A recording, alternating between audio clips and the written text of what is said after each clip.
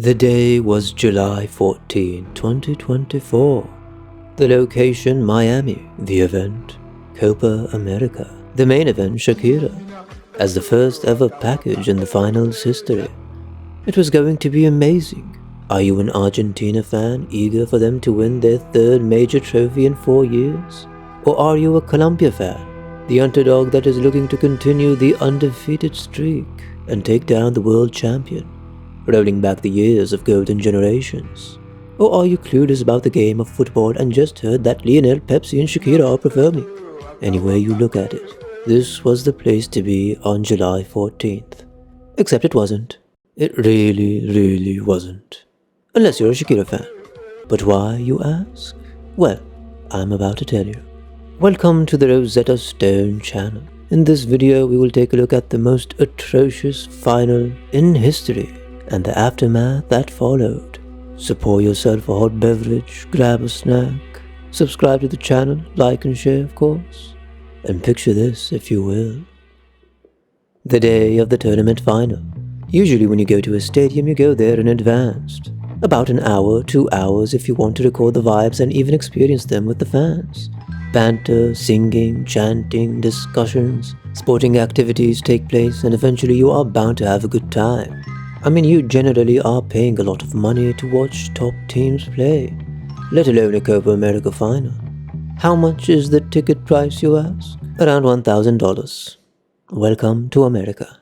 Okay, fine. You will tell yourself before making the choice of selling your old car so you can experience this one-in-a-lifetime event.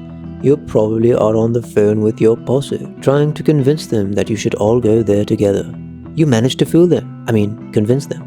And now, you and let's say 3 of your posse members are going to experience the greatest final possibly to ever occur. Plus a Shakira halftime show. It's 7 p.m.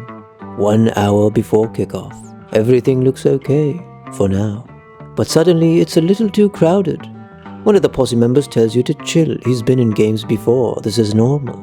Security will sort it out in a minute. 30 minutes pass. There's triple the number of fans. It's clearly overcrowded. Same number of security. Time to enter the stadium. In your dreams. You and the posse stand in a straight line like straight-A students in middle school. But in front of you, there's a mosh pit. No organized line or nothing. You tell the person in front of you, "Excuse me, fine sir. What's going on? Why isn't there a line?" He tells you to fuck off. You get a panic. You start to remember the time you were lost in the hood and thought you were going to die. But you and the posse stay put for the next 15 minutes. But the line isn't moving. And it won't, because there is no line. As a matter of fact, there is no longer a gate. It's like a third world country where men are fighting to get bread to feed their family. Except they're not. They're just pagans trying to see Messi one last time. Or Shakira. You walk in slowly. You're bound to find someone that will scan your tickets at some point. You don't. Not now, at least. You ask the posse member who's been to games before for reassurance. He lied. He's only been to Sunday League games, and now the panic is worse. You look around and it looks like the apocalypse. Women and children crying, fat brethren running around. You finally see a security guard, but he's running behind a Colombian fan like it's GTA.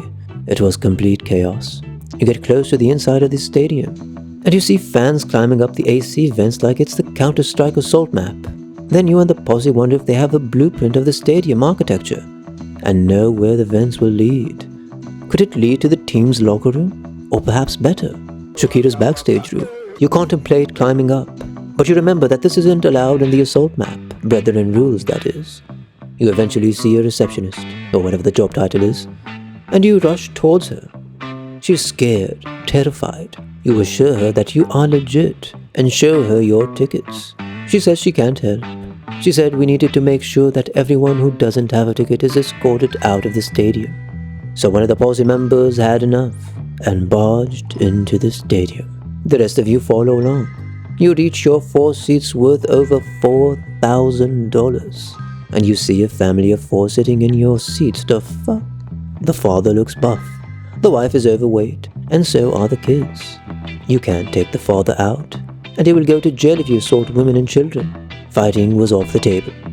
You talk with the posse and make a choice of who is the best negotiator. You choose the one who lied about going to the games before. He seemed convincing before, so he is probably the best talker. You and the posse go up to the family sitting in your seats, enjoying some popcorn and taking selfies. The audacity. Excuse me, sir. These are our seats. We paid for them. He told us to fuck off. But we pay... Fuck off, he repeated. And so we fucked off. But not far. We fucked off just far enough to see them and wait until maybe, just maybe, some security will come and sort it out. We go online to see what's going on. We are hearing that traffic is at a full stop. The roads are closed. The situation is crazy. The stadium announcer announces that the game is delayed half an hour. You gain a bit of confidence. There is a chance. But actually, it was delayed for an hour and 15 minutes. And in that hour 15 minutes, the players trained on the field twice. Analysts ran out of tactical analysis to analyze. As a matter of fact, they were talking out of their ass for the sake of talking until the game started. But eventually, security would come and escort the family of 4, one by one. And you finally got the chance to show them your tickets and sit down after standing for the last 4 hours in intense hot weather. There was fear of dehydration and heat shock. It was an absolute mess. Keep in mind, this is the United States of America, the so-called one of the best countries in the world, a first world country that supposedly has everything sorted out when it comes to events. The time is now 9:15. Now it is starting. Lionel Pepsi and his posse were coming out. So was James Rodriguez and his mandem. The stadium looked great, completely filled, lights, atmosphere. It finally looked and felt professional. And now let the game begin. Let the best team win. We were anticipating a high-scoring game. 4-3, one said. 3-3 Argentina on penalties, the other said. Messi hat-trick masterclass, one pagan said. Your posse were with Colombia, because Narcos was sensational. 3-2 for Colombia, you said. But these are all predictions. You never know how the game will go. The ref whistles and the game begins. It was atrocious. Absolutely terrible. Colombia tried playing, they really did. But the final third was bad. Argentina, on the other hand, the almighty World Cup holders, they were horrendous. Their game plan was to let the bodies hit the floor like they were listening to Drowning Pool before the game. They were on the floor the whole 90 minutes. Clearance, injury. Header, injury. Tackle, injury. Physical contact, injury. Trash talk. Feelings get hurt, injury. The Argentina medical staff were working overtime, all false alarms. Except when Messi got injured before the halftime ended. He started screaming. The medical staff rushed. Messi doesn't fake injuries. The only player in the team that doesn't, in fact. Ironically, he was actually injured. The only one that was injured in the game for Argentina. The fans were in tears. Their God, their Lord and Savior, injured. How could it be? These people have been worshipping him. How could a God be hurt? They didn't second-guess their God. And so those pagans started praying to him. Until he got up and continued. Tears of fear turned to tears of joy. He got injured again 15 minutes later and left the field. As a matter of fact, his leg was so swollen he probably needed Shaquille O'Neal-sized shoes to fit. The pagans were in tears again. And Messi started crying. This could be his last ever game in an Argentina shirt. The cameraman forgot that there was a game. Screw the game. We are here for Messi. Wait a minute. I can't believe I skipped my favorite part.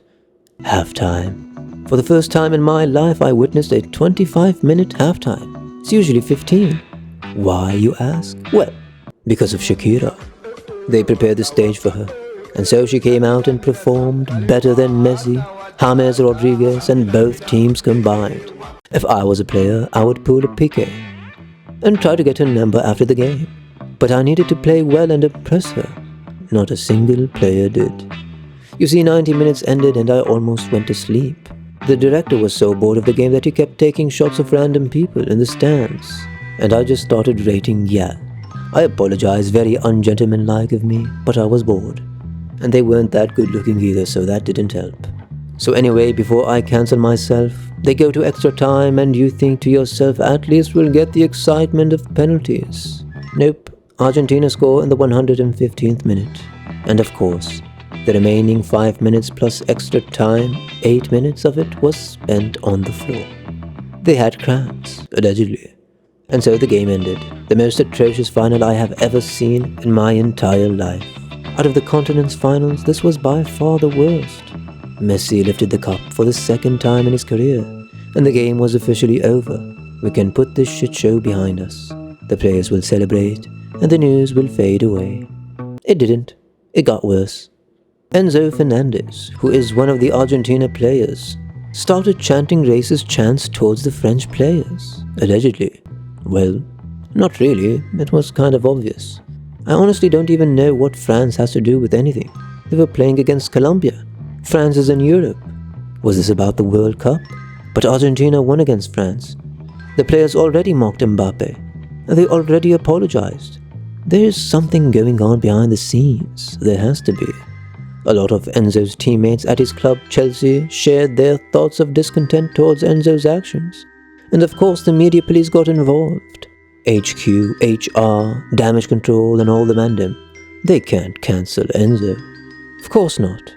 They paid over £100 million for this bottle job. I mean, fantastic, complete, modern, state-of-the-art midfielder with exquisite abilities that make him worth every single penny.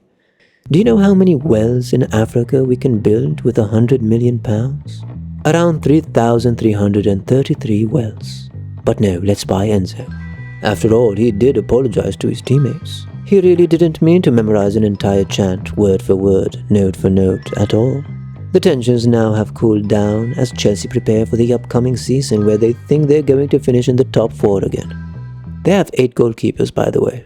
But the tensions were definitely still there when Argentina played against France in the Olympics, in which France won 1-0. What did they do, you ask?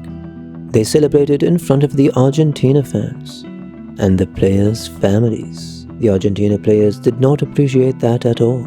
And so a new sporting rivalry is born between the two nations. Truth be told, I couldn't be bothered by either of them.